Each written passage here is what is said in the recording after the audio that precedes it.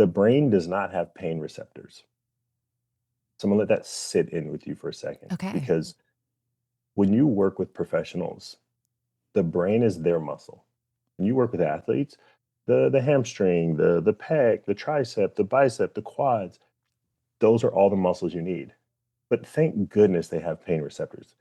So you can look at your coach and be like, hey, coach, my leg is in so much pain right now. But when you don't have pain receptors in your brain and you're going off to work every day and you think I can multitask and I can do 75 things, and what's happening is you're damaging your brain. Welcome to the Confident Podcast. I am Lisa Tarkington, your guide to mastering confidence in leadership. As a business and leadership coach, keynote speaker, and the founder behind the nonprofit Lead, I am here to equip you with the confidence, clarity, and strategy to create game-changing results so that you can step into your power as the person that you are meant to be. If you press play today, it's because you're ready for something bigger. Each episode, I'll bring you real, raw conversations and actionable insights that will empower you to redefine your leadership, reclaim your confidence, and transform into the unstoppable force you've always been known to be. This isn't just another podcast. It's your journey that we're on together. So buckle up and let's dive into this transformation. Hi, everybody. Welcome to another episode of the Confident Podcast. I'm your host, Lisa Tarkington, and I am really excited for today's conversation. We're going to be talking about high performance from every angle, physical, emotional, and how do we optimize that performance? And I'm not going to be talking alone. You guys are, I hope, loving the guest as much as I am. I'm bringing on someone who understands this from every angle. He's an athlete. He's a founder. He's a psychologist. Julius Thomas is a former NFL Pro Bowler, a health psychologist, and the founder of Optimal Performance Systems, a human performance science company bridging peak performance and personal well-being. And let's be honest, I started following him because if you don't know this about me, I'm a huge Denver Broncos fan. And he was a tight end in the NFL. I'm a huge Broncos fan. I've loved them since the era of John Elway. And so what I really loved was learning his story, right, of how he retired from the NFL to find a calling into what he was meant to do next, which is really about optimal performance. And so I'm excited to have this conversation with him. It's really eye-opening. I love his frameworks. I love the way that he thinks and what he's going to do to help us look at how do we look at balance differently. How do we look at our behaviors and our motivations more? And again, how do we look at the future of leadership so that we are not burning ourselves out, our teams out? How are we having the strong relationships so that when one day we retire, we can look back and say I am so proud of myself for moving the needle forward, but I didn't lose myself in the middle of it. So let's dive into this conversation because it's one that I don't want you guys to miss out on.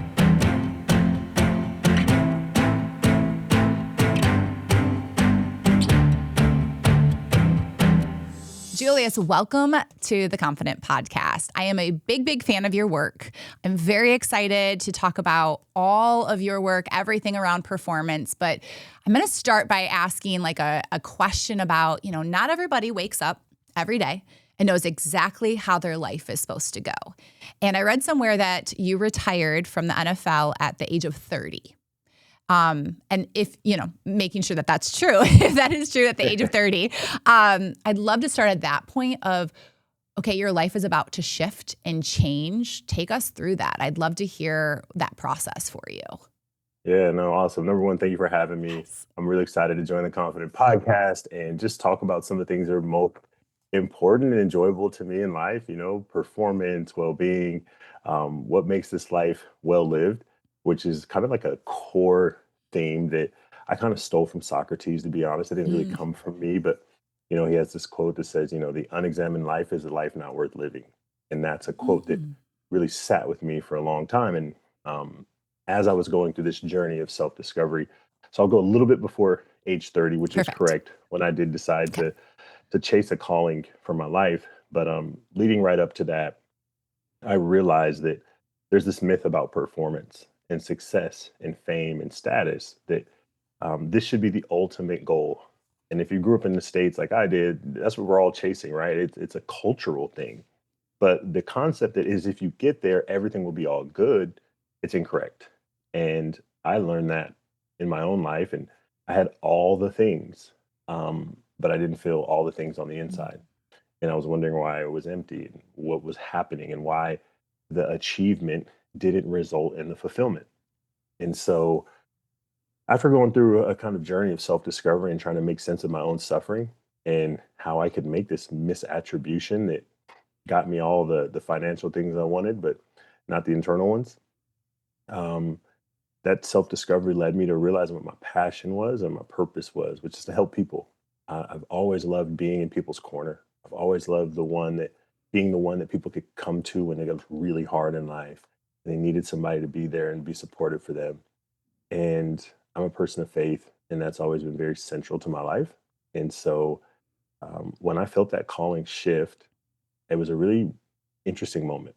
Like, imagine, I want you to think about being 30 years old, starting tight end, one of the best players in your position in the NFL, but then feeling like, wait, I have this calling that's taking me away from this. I have this calling that's saying, you were put here to go serve people.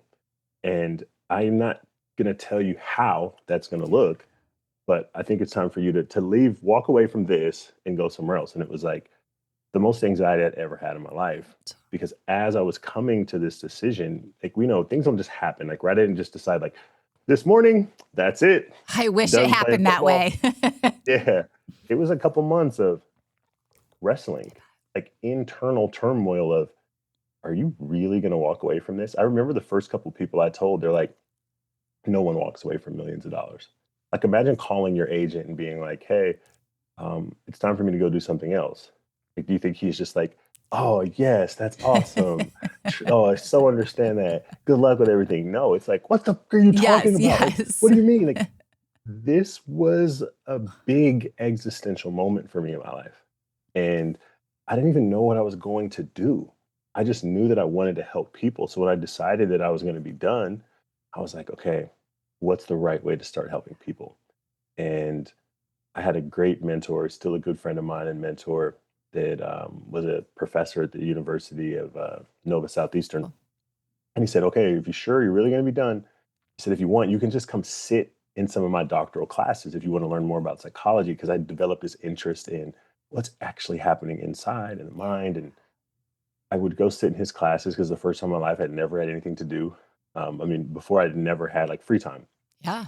And so one day after one of the classes, he goes, Julius, did you ever think about getting a doctorate in psychology?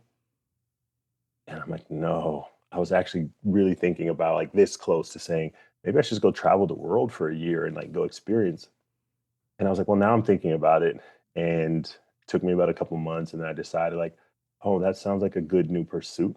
And so at age 30, after I had retired from the NFL, a couple months later, I decided that I wanted to pursue a doctorate in clinical health psychology. And whew, 7 years later, got that thing wrapped up.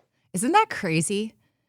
And first off, congratulations on following the calling. How many times have people heard the calling and been like, yeah, I'm going to ignore that? Right? We've all Yeah. done that. Or that's crazy. Why would I go do this when I have a sure thing here? Yep. Right? Or something that you've worked so hard to get to. That's the other thing, is like, not everybody makes it to the NFL, right? Like, you Yeah. were in a top percentage of people that's usually everybody's dream. And so to have that feeling, I can't imagine the anxiety, but also, would you say, did you question yourself, or do you feel like it was just very calm? Like, you said anxiety, but like, tell us a little bit more of like those feelings that came up. Yeah. No, when I mean anxiety, like, if anything, if I mention something, it's usually pretty high on the Richter scale. Like, as a football player and as an athlete and growing up in a place like Stockton, California, like, a lot of stuff doesn't really hit the radar. Mm. But the stuff that does, you're like, okay, this is probably pretty significant. Oh, for me, the anxiety was um, sleepless nights. Mm. It was going to bed with that feeling of anxiousness, thinking about, like, how am I going to tell people? Right. That was the first thing, was like, once I started to realize, like, okay, I'm actually going to do this, I couldn't tell anyone right away. Who would I tell? And then I told you earlier, like, the first couple people I told, like, no way, you're joking. You're not doing this. Like, that's everyone's first reaction. So then you're with more anxiety. You're like, Yeah. well, now everybody thinks I'm making a bad decision. Then you start to have this inner anxiety about going to work. Because now you're at work and you're like, hey, I know that this is kind of coming to an end, but man, am Mm, I letting my coach down? Like your coach isn't going to want to hear that. Like yeah. this guy, he wants to work with you. He appreciates you. You're a veteran. You bring something to this tight end room. And then so now you've got this inner anxiety about, okay, I'm gonna let my coach down. I'm gonna let my agent down. I'm gonna let friends and family. Like how much people love football. And football is much more than just a watching it. What about all the friends and family I had that loved coming to the games, that loved being around what the NFL had to offer? All of that was going to change. And all that was going to change for a different reason than for it changes for most people. Most people, they get an injury or they just don't have it anymore. And so it's kind of a natural resolution. Yeah. But to walk away, Yeah. not a common thing. It's not something that people do. And you asked about the why. You asked about what made me follow a calling. Yeah. And so I had an interesting journey. A lot of people don't know that I was a college basketball player. So when I left high school, I went to Portland State University to play basketball on the Division I scholarship. And so I played basketball for 4 years in college. Wow. But while I was playing basketball, I always had this feeling that I needed to give football a try. And so this is how it ties into faith. And I actually got such an interesting message yesterday, and I'll share it with you because I Please. think it kind of lends itself to the story. A guy reached out to me on Instagram. He sent me a direct message and he said, hey, Julius, um, I just want to let you know I've been seeing your content lately and it's really resonating with me. And I still remember when we used to play open gym, and that's like something in basketball. Like Yeah. you would just go play like other schools. You guys would just play free hoop, and just have a good time. And he was like, I remember we were standing outside that bar and you were telling me that you were going to try to be in the NFL. And I thought you were crazy. And you did it. And I just want to tell you congratulations and like thank you for all that you're doing now, right? So I'd already been crazy once. Yeah. I've already done crazy, but the spiritual question was, you trusted God to follow a calling when you were broke, had nothing, and then there was all the things that football and being a professional athlete could offer. Now you trust him enough to leave it. And for a person that reads the scripture and has read the scripture for a long time, that is a huge test of faith. It's Yes. one thing to trust when you're going towards the good stuff, but it's 4x to walk away Yeah. and then trust that, man, there's something out there that you don't know, but it's going to be good for you and the world. And that was really what gave me the strength to walk away when I did and to send me in this direction to want to serve people and help people to have a very well lived life. Wow. I love all of that. And I think I can resonate a lot with that because I'm an entrepreneur. And you know how many Hmm. times I've been called crazy? More times than not. And not in a bad way, just when you can't explain it. That's, I think, the hardest part is you can't explain that feeling that comes up. You're like, I know that I'm being told to do this. I can't tell you why. I can't even tell you what it's going to look like in 5 years, but like I'm just going to like trust this faith out there, knowing that if I don't take care of this burning feeling, it's not going to go away and I'm going to drive Hmm. everybody else crazy as well. You even said that like showing up to work, like I've had even clients and myself, you show up to the job and you're like, I know I'm not supposed to be here anymore, but I got to do Mm, it well. But also like I've got to figure out what the next thing is. And that's tough, 100%. you know? Yeah. And No, so and so, go ahead. now you are 7 years out from that. You've gotten your doctorate. Like, tell us, like, where are you now? Like, what does it feel like to be 7 years out from making one of those biggest decisions for yourself? Wow. That's a good question. And I would say that the, um, the feeling of being done is coming in waves. Like at Mm, first, you don't feel done, right? You've been on one of the highest paced, most stressful experiences that you've ever been on. And for me, um, I was humbled by what it takes to get a doctorate. I've done hard things. I mean, played college basketball, I've done NFL training camps, right? Like some done some really hard stuff. yeah. This was its own level of hard because the pace of it, the continuousness of constantly taking classes and writing papers and having advisors and having supervisors and all of this, the speed of it. And then when it's done, you don't feel done. you don't really like, I'm still waiting for an email to come through like, hey, Julius, like you missed this paper, or like, hey, you need to be at the clinic at this time, hey, your patients are there waiting for you. So for me, it's really just trying to open myself up to letting it sink in that I'm done. It's an achievement that I feel very proud of. One of the things that I really struggled with as an athlete was I felt like people, well, it's kind of the way I've been saying this lately is I feel like every individual has some parts of them that they feel is a strength that's being overlooked. Like that there's some things inside of you that are your strengths that the world doesn't see. And the world's telling you, no, these are your strengths. And Yep. you're like, no, I feel something in me, Yeah. but I haven't been able to manifest it. And so one of those things was the intellectual side. Everybody saw me as a 6'5", 260-pound athletic specimen, and everything was like, oh man, you're so fast. Oh, you do this so well. Oh, you do this so well. But it was all physical. And I felt like my gifts were the internal ones. It was how I showed up for people. It was the intellectual abilities that I had. And I wasn't able to manifest that as an athlete. And I even had this story that was like, some of those times, when where you're working now, it's coming to an end by the things that people are saying and the way it hits you. And so I actually had a couple coaches as I started to push for more ability to like, I want to get into planning. I want to get into decision making. And they're like, no, no, no, that's our job. And then I had a couple different moments where a coach essentially said, hey, we don't pay you to think, we pay you to run. And I'm like, damn. At first, you're hurt by it, right? Yeah. Because you feel like, wow, that's demeaning. And now you belittled this gift that I think I have. And then the next one was, okay, be in reality, accept it, and recognize that you're not going to get to show that here. If you want to build that, if you want to grow into that, you got to plant that pot somewhere else. And that was one of the things that I'm happiest about now is now I've had the last 7 years to push myself in the most strenuous way you can intellectually, and then to overcome that. And then now to have this really cool skill set that I get to help a lot of people with. I love that. And as you were talking, I teach all the time Zone of Genius and then Zone of Excellence, right? Zone of Mhm. Excellence is really about like something that everybody sees you as a strength. You get asked to do all the time and you're like, I don't want to be asked to do this anymore. Like I'm good. I know I'm good at it. I don't see it. And the Zone of Genius is like, where do you want to focus? And that's where you want to, your Mm, strengths and your passions intersect. And I love that you bring that up because I think many times we put ourselves in a pigeonhole of, okay, I'm excellent at this. I can keep running. I can keep doing this.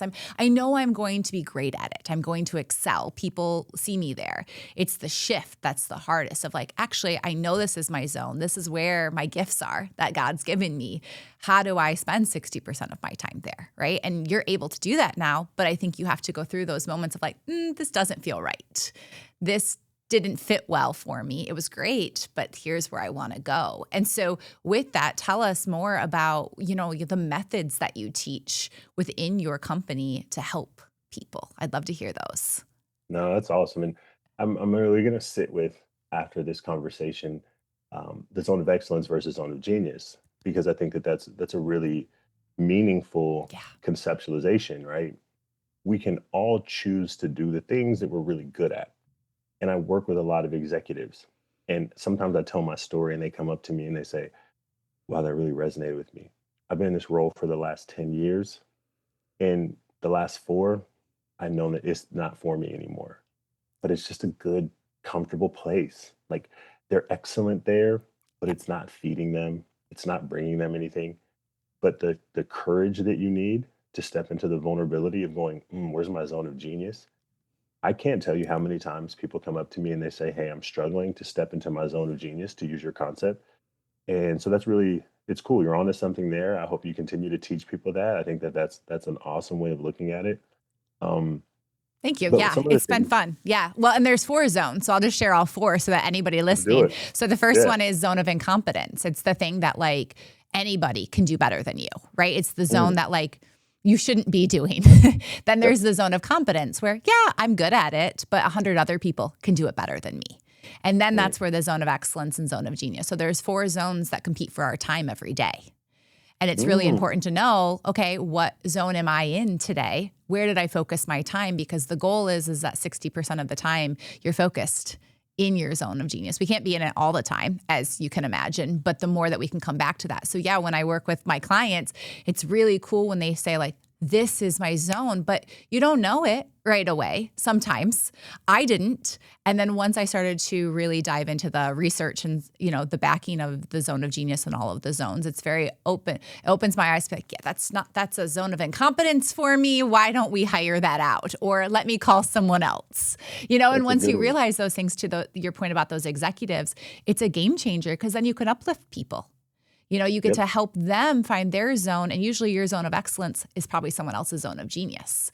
And then your ripple effect really is powerful. So, yes, No, no. absolutely. Thank you for Yeah. sharing that because um, I'm a big believer. Like I've done so many different things, and so I love learning other people's orientations, right? The way they're looking at it, because then we can find common language, and now we can really dive into this conversation. Because to go to your zone of incompetence and confidence, I tell myself as an entrepreneur, every year it's my job to fire myself.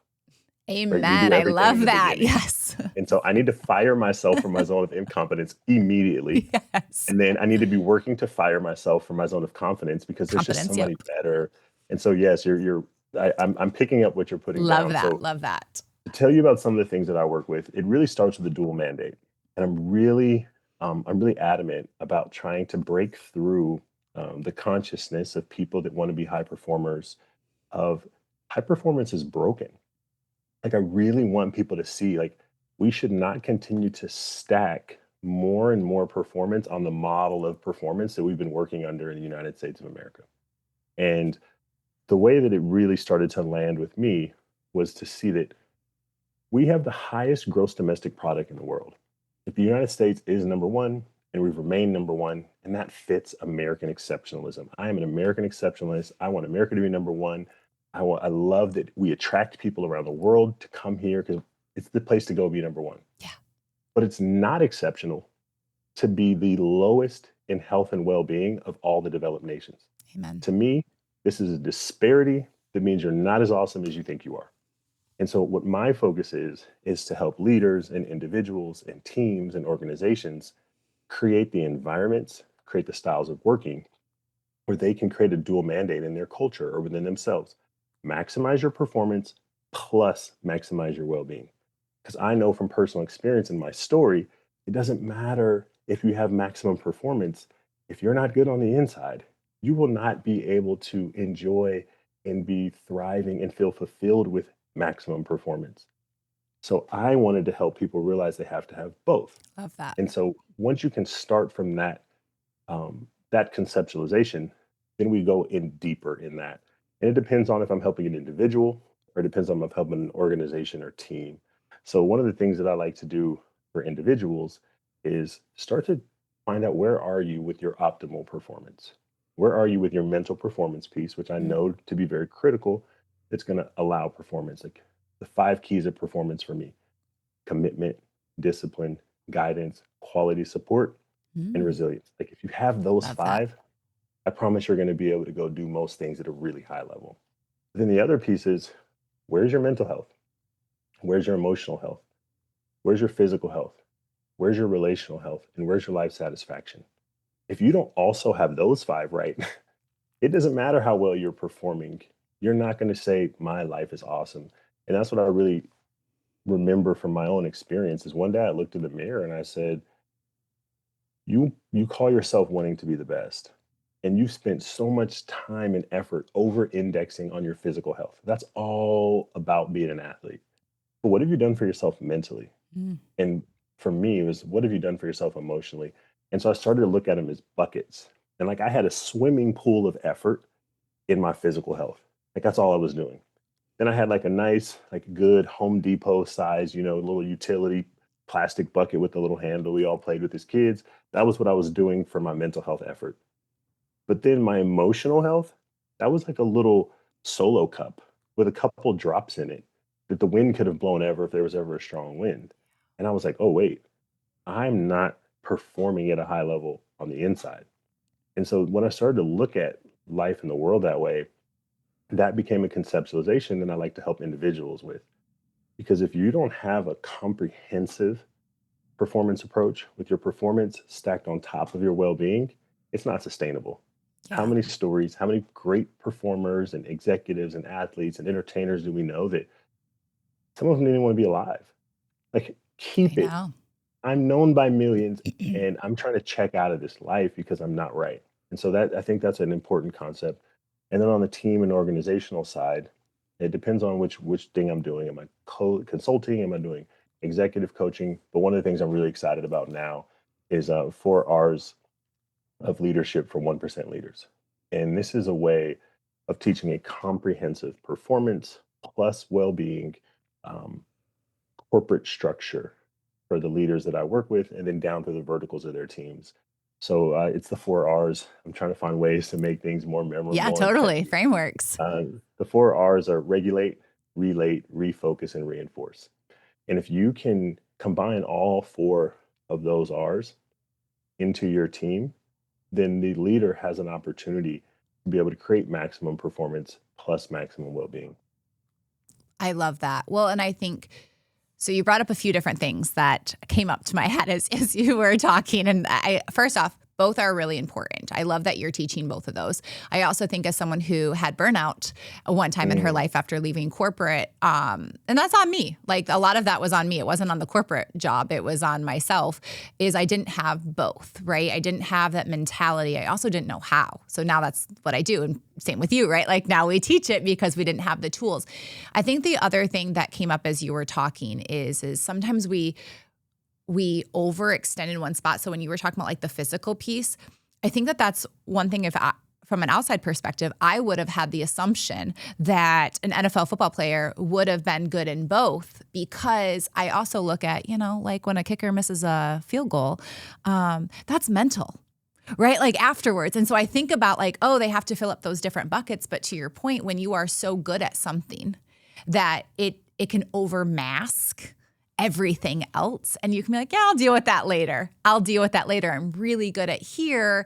And then those aren't even anymore. So I love that you shared that. I think the other thing that came up for me as you were talking is the United States, right? Like what we're known for. And I used to work in corporate, and I remember Europe always being jealous of the time that they had off, and like they didn't care, and not in a bad way, but they were like, well, this is my time. They had the boundary that I didn't have, nor did I understand it.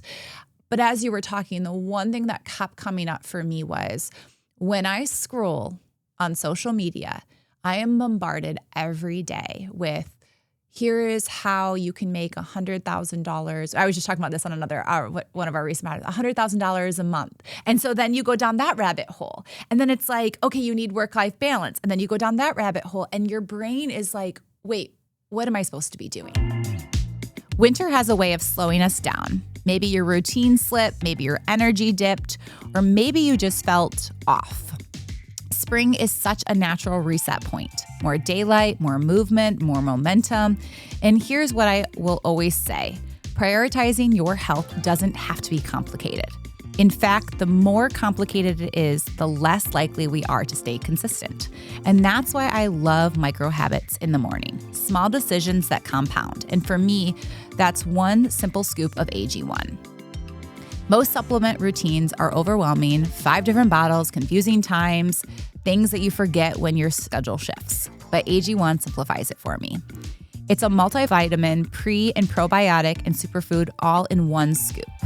The superfoods and B vitamins help provide nutritional support for steady, consistent energy. And it's not the spiking crash kind, but the kind that helps you show up clear and focused. It's part of how I reset, recharge, and step into the season ahead feeling intentional instead of reactive. So if you're ready to simplify your mornings and support your health in a way that actually fits your life, go to drinkag1.com/theconfident to get an AG1 flavor sampler and a bottle of vitamin D3 plus K2 free in your AG1 welcome kit with your first subscription order, only while supplies last. Again, that's drinkag1.com/theconfident. A great reminder, start small, stay consistent, and let this be your reset. And I think your 4 R's really helps that, right? Like, how do you relate, regulate? I'm missing the other two as you were talking, but there are so many pieces where those are important just as humans in general for us to take care of. I don't know if you have any thoughts on any of that. No, I have so many thoughts on that. And, um, one of the things I really want to touch on, right, is the assumption that we have good mental performance because we have good performance, right? Ooh, And love then that's that. what you were saying is like, yeah, you're a kicker, you miss a field goal, you have to have some type of mental performance, right, to bounce back, Yeah. right? But if you start to look at a lot of athletes and really a lot of the insights I have is just because I've been blessed to be around it, right? Like Yeah. some of the things that I'm saying, it's not like I had this epiphany, right? It's just from observing. Yeah. And yeah, we have resilience, right? Like I play with a bunch of people that know how to get their leg broken in half, go have surgery, wake up a week later and start trying to do anything they can to get back and then go out there on the field and be courageous. But the mental side is so much bigger than that. What do you do about self sabotaging thoughts? What do you do about emotional traumas that you've been through in the past? What do you do about the times when your mind's not working in your favor for you and it's not being effective? No one is training us in that. No one is helping us through that.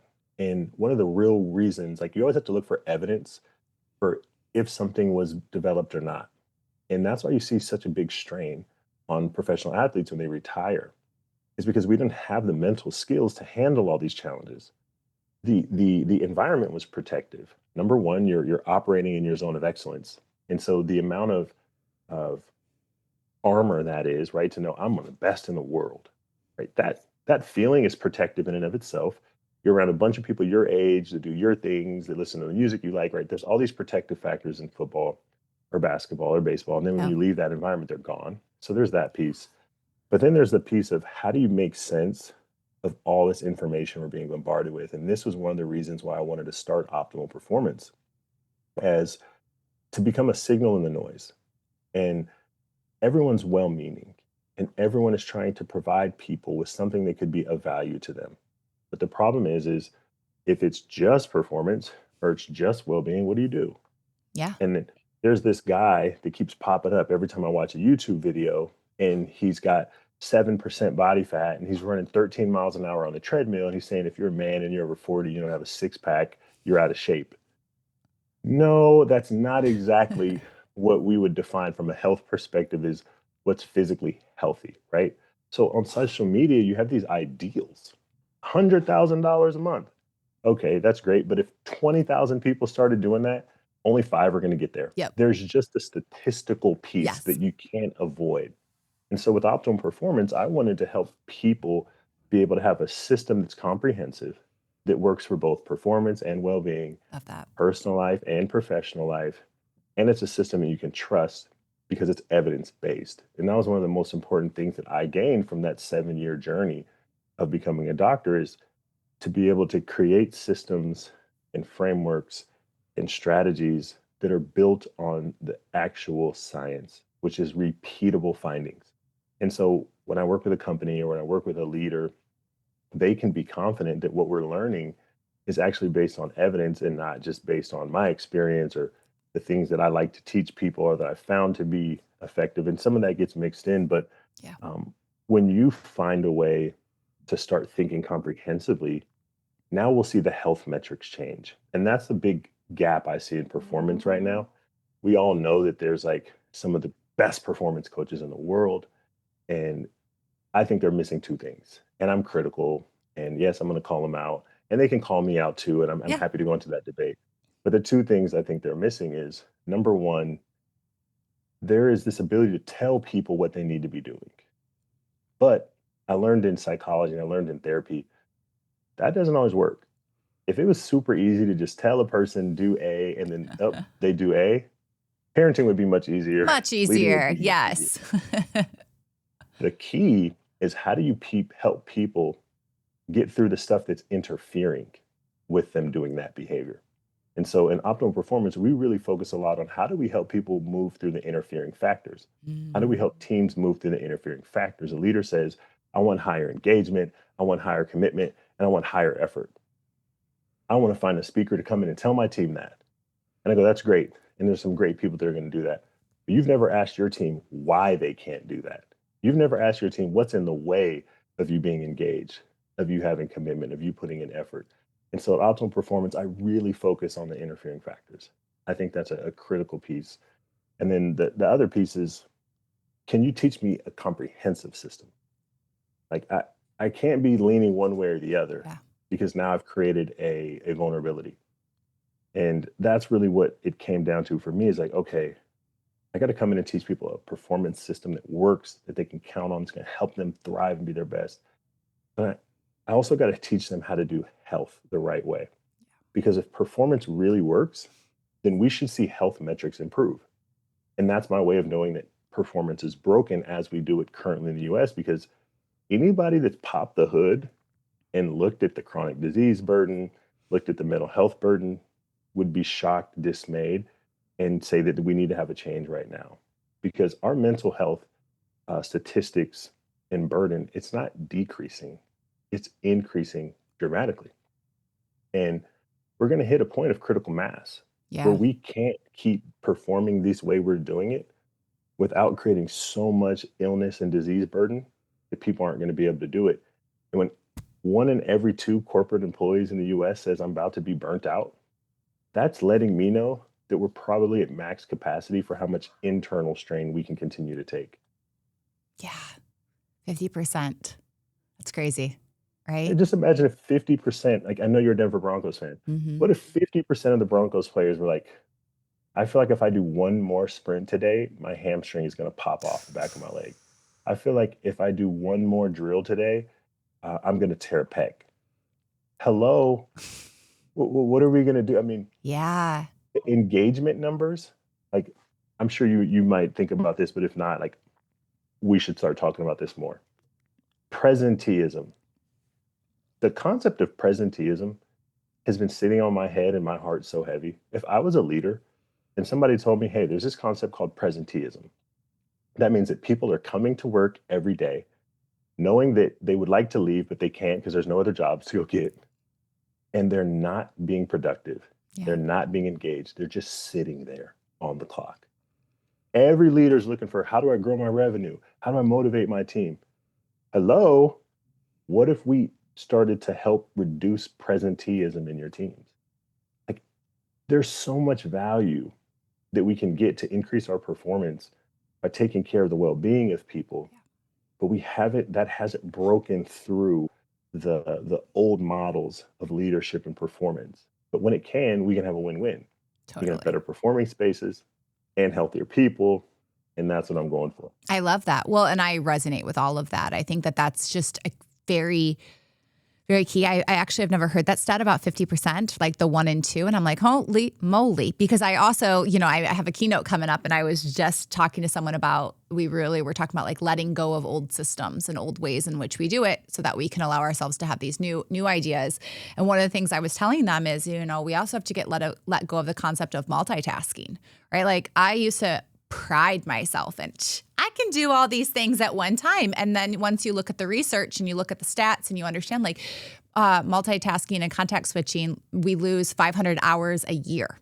13 work weeks we lose a year from context switching and multitasking. And it's really, since I've done that research and I've done a lot of that pieces, I'm like, oh, that's actually probably caused my burnout too, because I was trying to do too many things at once. You even said that earlier of like, we add so much and it's like back to the zone of genius, zone of excellence. Once you know your zone of genius, you're more aligned. And then you can start to say no to things. I teach a lot also about executing with intention. And that's the other piece that I think really came out when you were talking too, is like when we're intentional, when we're focused versus saying like, I got it. And we're just like carrying this load versus saying like, you know what, I'm just going to carry these groceries today. I'm going to take this on, not all of this. And then I'm going to delegate, or, we can't always delegate, but also we have to say no to things. And I think as you were talking, like those pictures were coming up for me of like, yeah, if I had 2 people in my my workforce, and then you like keep adding, and you're like, okay, if I split that in half these people are going to be burnt out.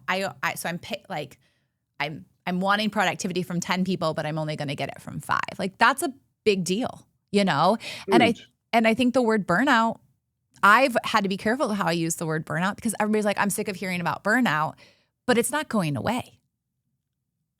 And I think It's so that true. yeah. And I think we have to like find new ways. And, one of the other things I've heard a ton, so we're just in the beginning of the year, but one of the things that I continue to hear from people is we were very big on like, go hard. We were teaching everybody like, go hard, go after your dreams, give it your everything. If that means you're working 80, 100 hours, go. That was like past. Then we went into, we need to slow down. We need to have boundaries. Like we went to very light. And so now people are saying to me like, Lisa, I want a new balance. I really want to hustle, but I don't want to be stressed and burnt out. But I also get bored when people are like, go for a walk and like all of these things, they don't want to do all of those. So like, how do we find that balance? And I guess like as someone who has a business, who spent 7 years learning, who has a family, like what does that even mean to you? Like what does balance look like for you? Yeah, no, that's awesome. I'll start the first part of this concept, and I'll give you a really important brain fact. The brain does not have pain receptors. So I'm gonna let that sit in with you for a second, Okay. because when you work with professionals, the brain is their muscle. When you work with athletes, the hamstring, the pec, the tricep, the bicep, the quads, those are all the muscles you need. But thank goodness they have pain receptors. So you can look at your coach and be like, hey, coach, my leg is in so much pain right now.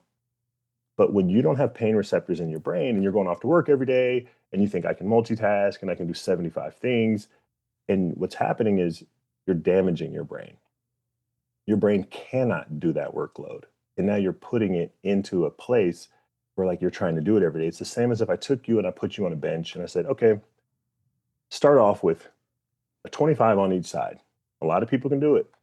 Now it's at another 25. It's not going to be long of adding 25s before you realize, like, okay, this bar is going to drop on me and hurt me, or I'm going to tear a muscle. And that's one of True. the things that we don't have that ability to recognize how important cognitive fatigue is, how important cognitive limits are.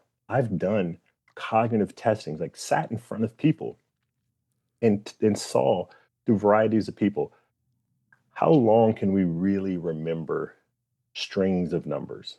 Like how far out can we Mm. go? Is it 6 numbers? Is it 9 numbers? Is it 11? How long can we actually sustain our attention on one task? Not very long.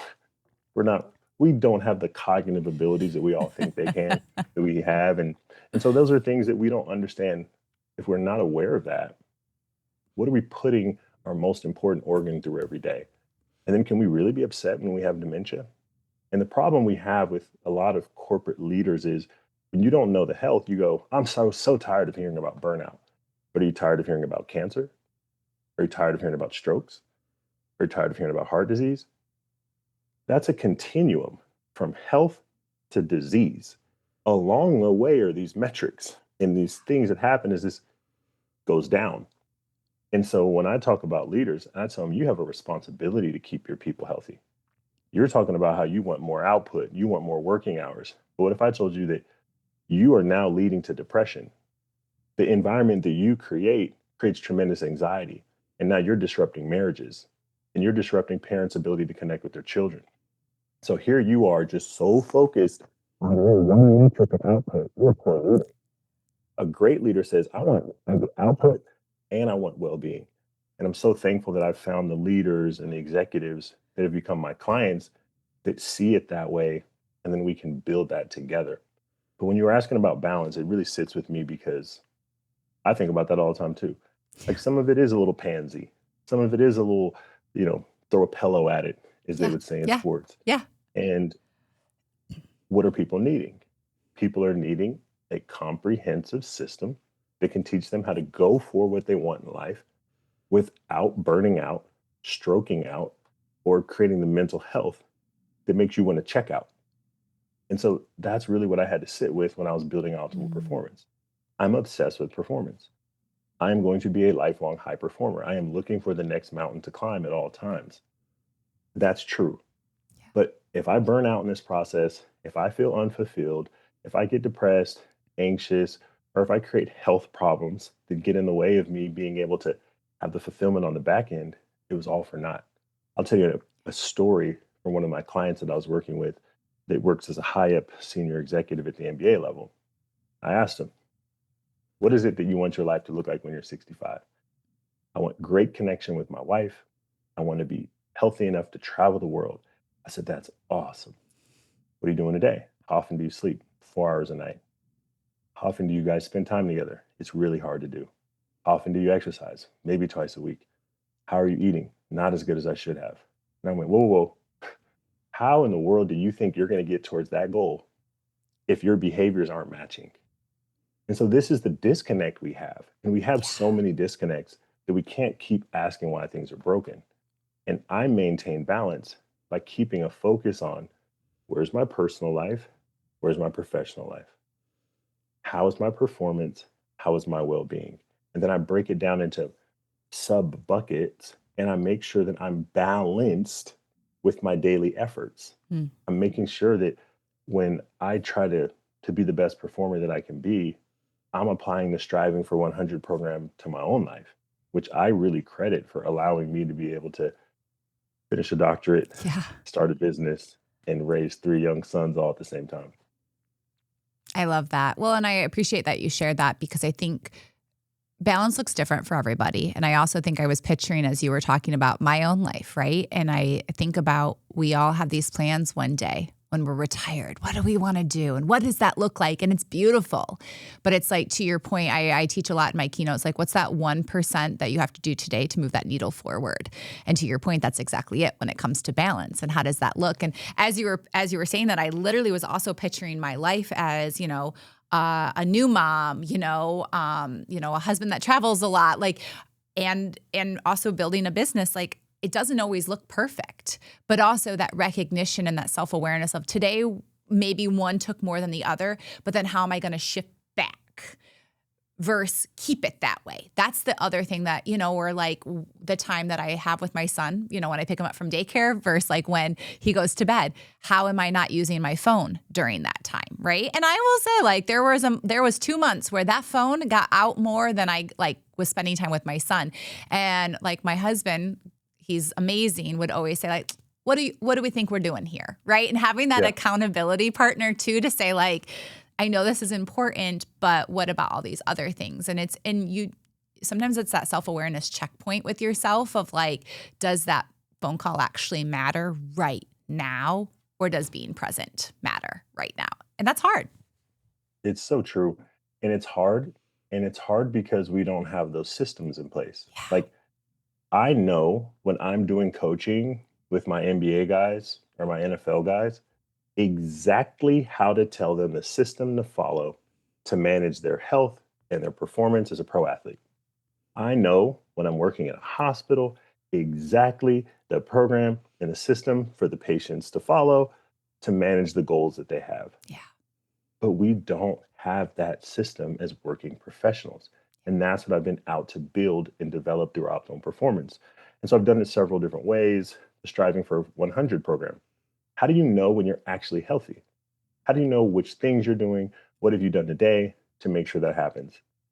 And the Striving for 100 program is 5 daily behaviors. It's the same 5 daily behaviors that if more of us did it, we could reduce illness and disease, both physical and mental, in the United States by 80%. When I read that line in a research paper, I went, what are we doing? And how do I go teach that for the rest of my life? Yes. Only 7% of Americans complete the 5 daily recommended healthy lifestyle behaviors: sleep, exercise, nutrition, stress management, and healthy substance use.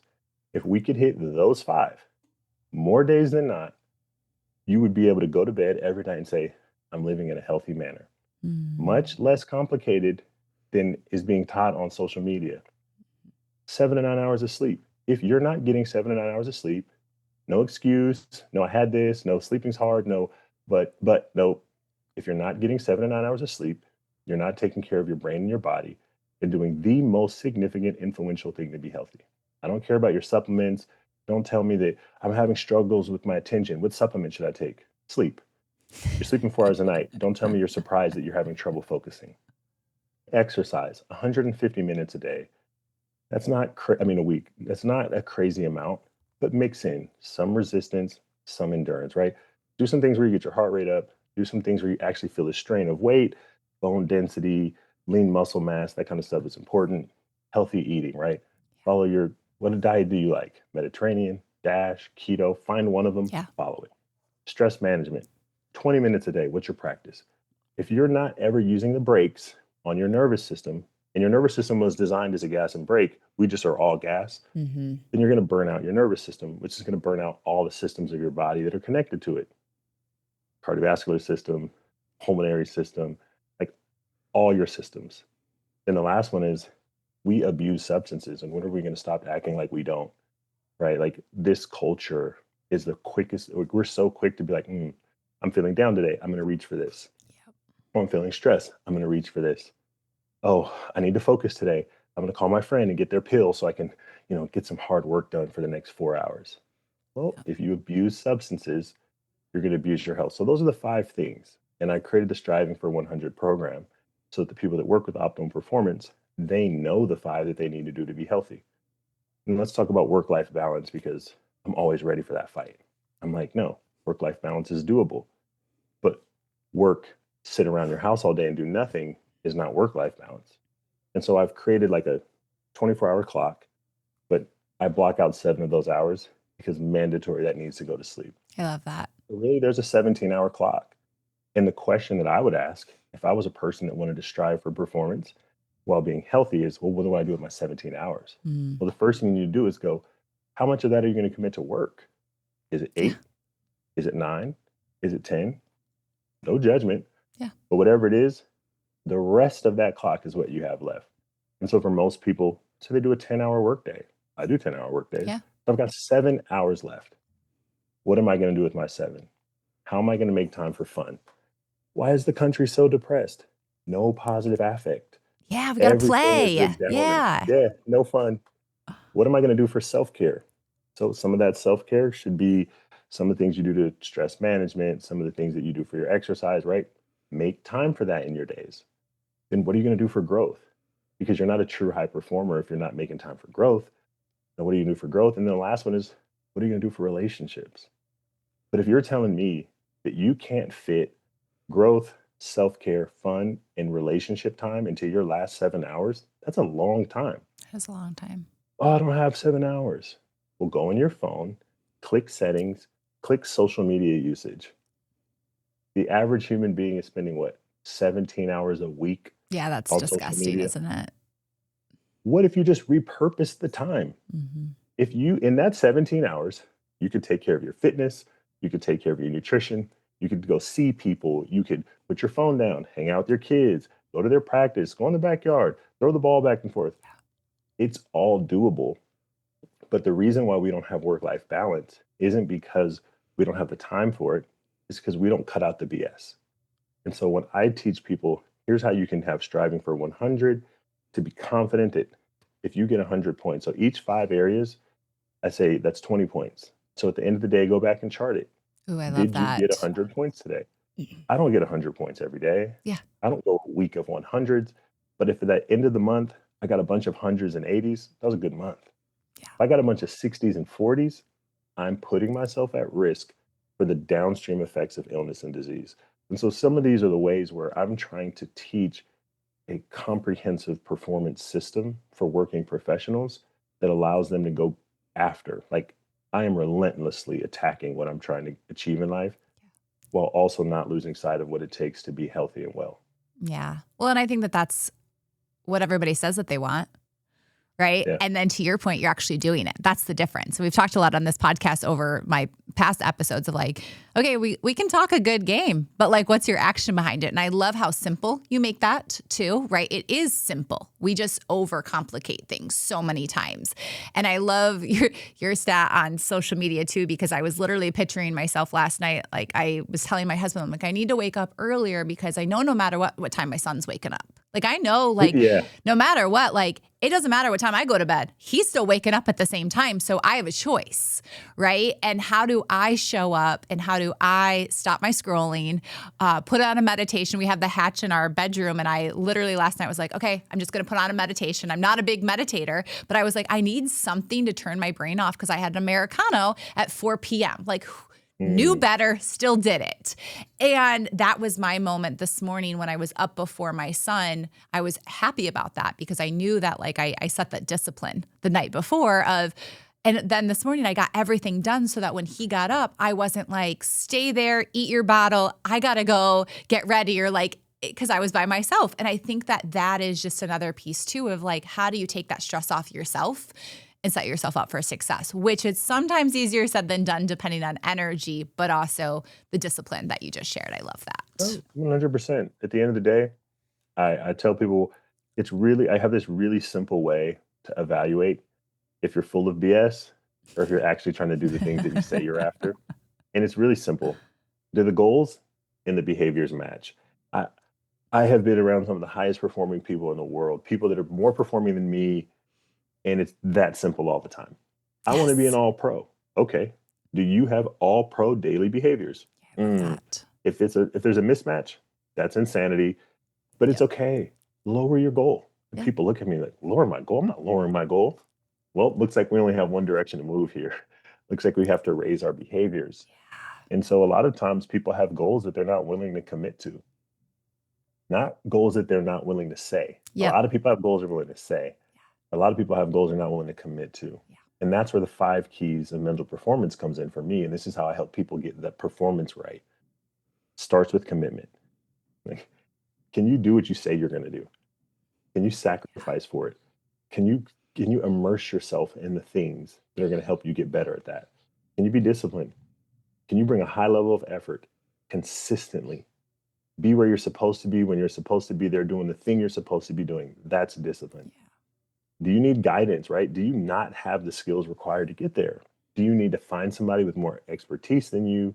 You need to find somebody that has been doing it longer. If you start to do those things, that's going to speed up the rate in which you get there. Do you have supportive people, right? Even in performance, if you don't have quality support in your life, how do you get through the hard times? 100%. Who are the people that give you attention, words of belief, quality time? Make time for that. Those people are crucial. Those people are just as important to your success as your behaviors. Mm. And then the last one is okay, you got to be resilient because doors are going to get closed. You're going to get um, rejected. Yeah. Tough times are going to come. You have to Yeah. sit in that and step in that and move through that. And so I've really spent a lot of time over the last 4 or 5 years thinking through what are the interfering factors. I can't just tell people to go do these things. I have to think about where they might get stuck, and then I have to have solutions for them through that. And that's really what myself and my team are focused on building. I love that. Okay, so we're gonna end with some because I feel like we could be talking all day long because I love all of this. So fast questions. I'm gonna ask you. So, what is a life lesson that you kept getting handed until you learned it? Finish strong. One of the things I recognize about myself is I have this tendency to coast towards the finish line. I did it in Oh, grade school. I did it in middle school, right? Oh, the semester's coming to an end. I got an A. I don't really need to do those last couple assignments. I'll just take a low A, whatever. Who cares? And then you start to see how that shows up in life, right? And then so even now, even in the very last semester of completing my doctorate at 37 years old, after being a Pro Bowler, after doing so many things, I'm reminding myself, no, do not just lay it out there at the end. Finish strong. And so part of it is just learning you and your personality and then learning how to combat that. So that's one lesson that I'm still trying to learn and force myself to do is finish strong. love that. Okay, so then we talked about zone of genius. So like if you had to explain your zone of genius to someone, what would you say now?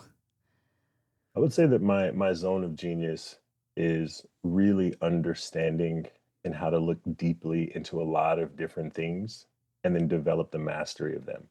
I think that when I look back on my life, it was basketball was the thing I was doing, football was the thing I was doing, psychology, neuroscience. My zone of genius is being able to say, I'm at the very bottom of a mountain right now. I suck in this area. And I can truly say that because I was on the bench. When I started playing basketball in high school, I was at the end of the bench as a freshman, had to work my way up to get a college scholarship. When I could play college football, I sucked. And they used to yell at me from the sidelines about how I needed to give this up, and I was terrible. When I got to NFL, I spent my first 2 years not playing, right? And my zone of genius is understanding the components that it takes to develop mastery. And that's one of the reasons why I like to teach and why I like to coach. So now, growing a business, I'm in the same space. I'm at the bottom of a mountain of being a founder and trying to learn how to break into an industry and build a brand. And I have to figure it out. And Yeah. so mastering things with very little experience through learning mental performance and those skills, I think that's my zone of genius. Ooh, I love that. Okay, and last one. What would your walk-up song be Oh, today? my walk-up song, I know it because I always have them play it. It's Sacrifices. Oh, I can't tell you how important it is to sacrifice. Like, I don't glamorize performance. When I speak, I don't tell people everybody should want it because I know what it costs. Um, if you want performance, I'm going to cheer you on. I want you to go get it, but I also want you to know what this is going to take, and it's not going to be fun all the time. And there's a story. I was in the weight room, and I was talking to Chris Paul, who is somebody that I came to really respect because just what he's done in his career. And one morning, we were just talking about sacrifice, and he was talking about how much he'd given up to try to become the basketball player and Hall of Famer that he is. And that's why I play sacrifices when I walk up on stage and do keynotes when I get the chance, is because then I've given up things that I'm sad about that I had to give up. I yeah. missed so many things. I didn't get to have the experiences I wanted sometimes. I mean, from the moment I was 14, I was missing birthdays to be playing basketball. Yeah. I was missing family. I was missing friends. The sacrifice to become the peak and the highest in any industry is tremendous. And I don't want to dissuade people from chasing it, but I want people to know that it's gonna require a lot of sacrifices. Yeah, I love that. It's actually funny that you say that. We were just talking last week as a family. I was saying to my husband, we were just talking about like our son is very young, not even a year old yet. And we were like, what do we want for him? And I said, I really hope he doesn't want to be an entrepreneur. And he looked at me because I love my life. I love what I do, but I also know what I've sacrificed to get to these points. And then I like took back that message to my husband. I said, we'll support him, whatever. But you think about that and you try to protect your kids from all of those moments. But also I've learned a lot of resilience and I don't want to take those moments away from my son either to learn those things. So I love that. No, you know what's actually funny, and I know that we're Yeah, we're ending, and I'll say you're one good. thing. And one of the things I've learned from being around the highest performing people on earth is most of those people, the one thing that they regret and the one thing they want for their children is the ability to choose. I feel like some of the highest performing people, because they needed to survive, because they wanted to make a better life for themselves, they had to spend a long time in their zone of excellence because it was providing in a way that Yeah. created the possibility for their kids to follow their zone of genius. And so I think that that's what you want for your son, and you want him to be like, okay, follow your zone of genius. I don't even ever want you to have to think about just doing what you're excellent at because that helps you survive. Like, you've done it, Amen. you sacrificed it. Amen. You and your husband are gonna put him in a position where he can choose his zone of genius from the beginning. And I think that's what I want for my children. I want them to have hard. I want them to, like, I don't even like the words hard or easy in my house. I'm Yeah. like, let's just throw those words out. But I truly hope that my boys get to follow their zone of genius and not have to do their zone of excellence. Amen. I love that. Well, I loved chatting today. Thank you so much for teaching us frameworks, the conversation, just like the stories too. I think that that's what I love about frameworks are important, but also the point of, hey, I've been there. Mhm. And now I'm on the other side. Like, let me help you come along. So thank you again for everything that you've given all of our listeners. And I'm excited to see what comes next for you. No, it's awesome. Thank you so much for having me. Good luck, Absolutely. and I want to continue to send you support and anything I can do to help you with what you're doing and how you're helping other people that are on their own journeys. I really love how you shared the zone of incompetence, confidence, excellence, and genius. I'm going to spend some time thinking about that. So Yes, thank you for expanding my perspectives in my absolutely. consciousness today. And this is a really great conversation for me, and I'm glad we had it. Yes, me too. Thank you.